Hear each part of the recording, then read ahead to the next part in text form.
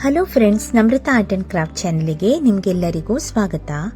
ಇಂದು ನಾವು ಭೇಟಿ ನೀಡ್ತಾ ಇರುವ ಬೆಂಗಳೂರಿನ ಅತ್ಯಂತ ಶಾಂತಿಯುತ ಮತ್ತು ಪವಿತ್ರ ಸ್ಥಳಗಳಲ್ಲಿ ಒಂದಾದ ಅಲ್ಸೂರ್ ಗುರುದ್ವಾರ. ಇದು ಸಿಖ್ ಧರ್ಮದ ಒಂದು ಪ್ರಮುಖ ಆರಾಧನಾ ಕೇಂದ್ರವಾಗಿದೆ. ಪ್ರತಿದಿನವೂ ಸಾವಿರಾರು ಭಕ್ತರು ಇಲ್ಲಿ ಭೇಟಿ ನೀಡುತ್ತಾರೆ. ಇದು ಬೆಂಗಳೂರು ನಗರದ ಅಲ್ಸೂರ್ ಪ್ರದೇಶದಲ್ಲಿ ನಾವು ನೋಡಬಹುದು. ಹಾಗಾದ್ರೆ ಗುರುದ್ವಾರ ಅಂದ್ರೇನು ಅಂತ ಇವಾಗ ಹೇಳ್ತೀನಿ. ಗುರುದ್ವಾರ ಎಂದರೆ ಗುರುವಿನ ಮನೆ ಎಂದು ಅರ್ಥ. ಸಿಖ್ ಧರ್ಮದಲ್ಲಿ ಗುರುದ್ವಾರವು ಪ್ರಾರ್ಥನೆ ಮಾಡುವ ಸ್ಥಳ ಮಾತ್ರವಲ್ಲ, ಇದು ಸೇವೆ, ಸಮಾನತೆ ಮತ್ತು ಮಾನವೀಯತೆಯ ಸಂಕೇತವಾಗಿದೆ. ಇನ್ನು ಸಿಖ್ ಧರ್ಮವನ್ನ ಯಾರು ಸ್ಥಾಪನೆ ಮಾಡಿದ್ರು ಅಂತ ಇವಾಗ ಹೇಳ್ತೀನಿ. ಸಿಖ್ ಧರ್ಮದ ಸ್ಥಾಪಕರು ಗುರು ನಾನಕ್. ಹಾಗಾದ್ರೆ ಅವರು ಏನೇನು ಉಪದೇಶಗಳನ್ನ ನೀಡಿದ್ದಾರೆ ಅಂತ ಇವಾಗ ಹೇಳ್ತೀನಿ. ಅವರು ಹೇಳಿರೋದು ಎಲ್ಲರೂ ಸಮಾನರು, ದೇವರು ಒಬ್ಬನೇ, ಮಾನವ ಸೇವೆಯೇ ಮಹತ್ವದ್ದು ಅಂತ ಹೇಳಿದ್ದಾರೆ. ಇನ್ನು ಅಲ್ಸೂರ್ ಗುರುದ್ವಾರ ಬೆಂಗಳೂರಿನ ಹಳೆಯ ಸಿಖ್ ಮಂದಿರಗಳಲ್ಲಿ ಒಂದಾಗಿದೆ. ಇದು ಸಿಖ್ ಸಮುದಾಯದ ಆಧ್ಯಾತ್ಮಿಕ ಮತ್ತು ಸಾಂಸ್ಕೃತಿಕ ಕೇಂದ್ರವಾಗಿದೆ. ಇಲ್ಲಿ ನಡೆಯುವ ಪ್ರಮುಖ ಹಬ್ಬಗಳು ಅಂದ್ರೆ ಗುರುನಾನಕ್ ಜಯಂತಿ ಮತ್ತು ವೈಸಾಖಿ. ಈ ದಿನಗಳಲ್ಲಿ ಇಲ್ಲಿ ಸಾವಿರಾರು ಭಕ್ತರು ಇಲ್ಲಿ ಸೇರಿ ಪ್ರಾರ್ಥನೆಯನ್ನ ಮಾಡ್ತಾರೆ. ಇನ್ನು ಒಳಗಿನ ವಾತಾವರಣ ಏನು ಅಂತ ಹೇಳ್ತೀನಿ.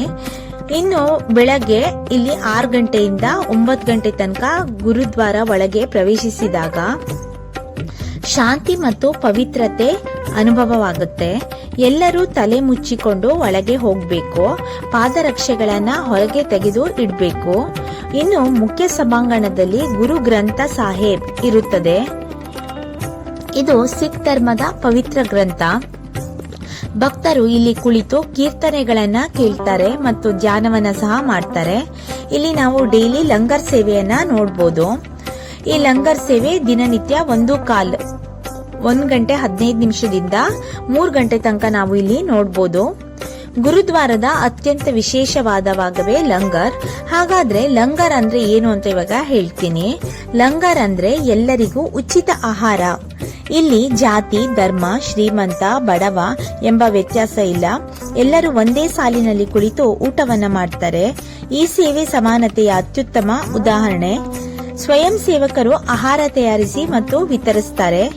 ಇದರ ಮುಖ್ಯ ಉದ್ದೇಶ ಶಾಂತಿ ಮತ್ತು ಸಂದೇಶ. ಈ ಸ್ಥಳ ನಮಗೆ ಹೇಳುವ ಮುಖ್ಯ ಸಂದೇಶಗಳಂದ್ರೆ ಮಾನವೀಯತೆ, ಸೇವೆ, ಸಮಾನತೆ ಮತ್ತು ಪ್ರೀತಿ. ನಗರದ ಗದ್ದಲದ ಮಧ್ಯದಲ್ಲಿ ಈ ಗುರುದ್ವಾರ ಒಂದು ಶಾಂತಿಯ ತಾಣವಾಗಿ ನಾವು ನೋಡಬಹುದು. ಅಲ್ಸೂರ್ ಗುರುದ್ವಾರ ಒಂದು ಆರಾಧನಾ ಸ್ಥಳ ಮಾತ್ರವಲ್ಲ, ಇದು ಮಾನವೀಯ ಮೌಲ್ಯಗಳ ಪಾಠಶಾಲೆ ಕೂಡ. ಇಲ್ಲಿ ನಾವು ಸ್ಕೂಲನ್ನು ಸಹ ನೋಡಬಹುದು. ಈ ಸಿಖ್ ಸಮುದಾಯದಲ್ಲಿ ನಾವು ಸಾಮಾನ್ಯವಾಗಿ ಸಿಂಗ್ ಅನ್ನೋ ಸಿಖ್ ಪುರುಷರು ಸಾಮಾನ್ಯ ಹೆಸರನ್ನ ನಾವು ನೋಡಬಹುದು. ಎಲ್ಲ ಹೆಸರಿನ ನಂತರ ಸರ್ ನೇಮ್ ಅವರಿಗೆ ಸಿಂಗ್ ಅಂತ ಇರುತ್ತೆ. ನಾರ್ಮಲ್ ಆಗಿ ಸಿಂಗ್ ಇಸ್ ಕಿಂಗ್ ಅಂತ ಹೇಳ್ತಾರೆ. ಕಿಂಗ್ ಅಂತ ಹೇಳಿದ್ರೆ ಎಲ್ಲರಿಗೂ ಗೊತ್ತು, ರಾಜ ಅಥವಾ ನಾಯಕ. ಒಟ್ಟಿನಲ್ಲಿ ಸಿಂಗ್ ರಾಜನಂತೆ ಶಕ್ತಿಶಾಲಿ ಮತ್ತು ನಾಯಕ ಅನ್ನೋದೇ ಇದರ ಅರ್ಥ. ಇನ್ನು ಈ ಸಿಂಗ್ ಸಮುದಾಯದಲ್ಲಿ ಅಥವಾ ಸಿಖ್ ಸಮುದಾಯದಲ್ಲಿ ಸಿಂಗ್ ಅನ್ನೋದು ಒಂದು ಸಂಸ್ಕೃತಿಯ ಭಾಗ. ಇದು ಮುಖ್ಯವಾಗಿ ಸಿಖ್ ಧರ್ಮದವರ ಜೊತೆ ಸಂಬಂಧದ ಹೊಂದಿದೆ. ಇನ್ನು ಸಿಂಗ್ ಇದು ಅಂದ್ರೆ ಸಿಂಹ ಅಂತ ಹೇಳಿ ಇದರ ಅರ್ಥ. ಇದರ ಮುಖ್ಯ ಅರ್ಥ ಏನಂದ್ರೆ ಇದು ಧೈರ್ಯ, ಶಕ್ತಿ, ಗೌರವವನ್ನ ಸೂಚಿಸುತ್ತೆ. ಸಿಖ್ ಪುರುಷರು ತಮ್ಮ ಹೆಸರಿನ ಹಿಂದೆ ಸಿಂಗ್ ಅನ್ನೋದನ್ನ ಬಳಸ್ತಾರೆ ಸಾಮಾನ್ಯವಾಗಿ. ಎಕ್ಸಾಂಪಲ್ ಭಗತ್ ಸಿಂಗ್. ಸಿಖ್ ಸಂಸ್ಕೃತಿಯ ಮುಖ್ಯ ಅಂಶಗಳನ್ನ ಈಗ ಹೇಳ್ತೀನಿ. ಧರ್ಮ, ಸಿಖ್ ಧರ್ಮ ಇದನ್ನ ಗುರುನಾನಕ್ ಸ್ಥಾಪಿಸಿದ್ರು. ಇದು ಸಮಾನತೆ, ಸೇವೆ, ಸತ್ಯದ ಮೇಲೆ ಆಧಾರಿತವಾಗಿದೆ. ಇವರು 5 Kಗಳನ್ನ ಫಾಲೋ ಮಾಡ್ತಾರೆ. ಅಂದ್ರೆ ಕೇಶ್, ಇದನ್ನ ಕೂದಲನ್ನ ಕತ್ತರಿಸದೇ ಇರೋದು. ಕರ, ಇದು ಕೈಗೆ ಉಂಗುರ ಅಥವಾ ಬ್ರೇಸ್ಲೆಟ್ ಅನ್ನ ಹಾಕ್ತಾರೆ.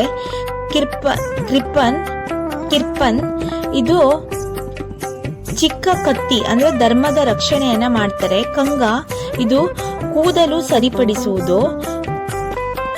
ಕಚೇರ, ಇದು ವಿಶೇಷ ಉಡುಪು. ಮತ್ತು ಸೇವಾ, ಇತರರಿಗೆ ಸಹಾಯ ಮಾಡುವುದು ಮುಖ್ಯ ಉದ್ದೇಶ. ಗುರುದ್ವಾರದಲ್ಲಿ ಉಚಿತ ಊಟ ಅಂದ್ರೆ ಲಂಗರ್ ಅನ್ನ ಕೊಡ್ತಾರೆ. ಧೈರ್ಯ ಮತ್ತು ಯೋಧ ಸಂಸ್ಕೃತಿ. ಸಿಖ್ ಜನರು ಸಾಮಾನ್ಯವಾಗಿ ಧೈರ್ಯಶಾಲಿಗಳಾಗಿ ಪರಿಗಣಿಸಲಾಗುತ್ತೆ. ಉದಾಹರಣೆ ಗುರು ಗೋವಿಂದ್ ಸಿಂಗ್. ಇನ್ನು ಅವರ ಸಂಸ್ಕೃತಿಯನ್ನ ಹೇಳೋದಾದ್ರೆ ಎಲ್ಲರೂ ಸಮಾನರು, ದೇವರ ಮೇಲೆ ಭಕ್ತಿಯನ್ನ ಇಡಿ, ಕಷ್ಟದಲ್ಲೂ ಧೈರ್ಯ ಇರಬೇಕು, ಇತರರಿಗೆ ಸಹಾಯ ಮಾಡುವ ಗುಣ ಹೊಂದಿರಬೇಕು ಅನ್ನೋದು ಇವರ ಮುಖ್ಯ ಉದ್ದೇಶ. ಇನ್ನು ಸಿಂಗ್ ಸಂಸ್ಕೃತಿ ಅಂದ್ರೆ ಧೈರ್ಯ, ಗೌರವ, ಸೇವೆ ಮತ್ತು ಸಮಾನತೆ. ಈ ಎಲ್ಲ ಇನ್ಫಾರ್ಮೇಶನ್ಗಳು ನಿಮ್ಗೇನಾದ್ರೂ ಇಷ್ಟ ಆದ್ರೆ ಪ್ಲೀಸ್ ಲೈಕ್ ಮಾಡಿ, ಶೇರ್ ಮಾಡಿ, ಸಬ್ಸ್ಕ್ರೈಬ್ ಮಾಡಿ. ನಾನು ಯಾವಾಗ್ಲೂ ಹಿಂದೂ ಮತ್ತೆ ಜೈನ್ಸ್ ದೇವಸ್ಥಾನಗಳಿಗೆ ಹೋಗಿದ್ದೆ, ತುಂಬಾನೇ ಚೆನ್ನಾಗಿರ್ತಿತ್ತು. ಇದು ಫಸ್ಟ್ ಟೈಮ್ ನಾನು ಹೋಗ್ತಾ ಇರೋದು. ಸಿಖ್ ಸಮುದಾಯ ಹೇಗಿರುತ್ತೆ ಅಂತ ನೋಡೋಣ ಅನ್ಬಿಟ್ಟು ನೀವು ಹೋಗಿ, ಹಾಗೆ ದೇವರ ಆಶೀರ್ವಾದ ತಗೊಳ್ಳಿ. Thank you.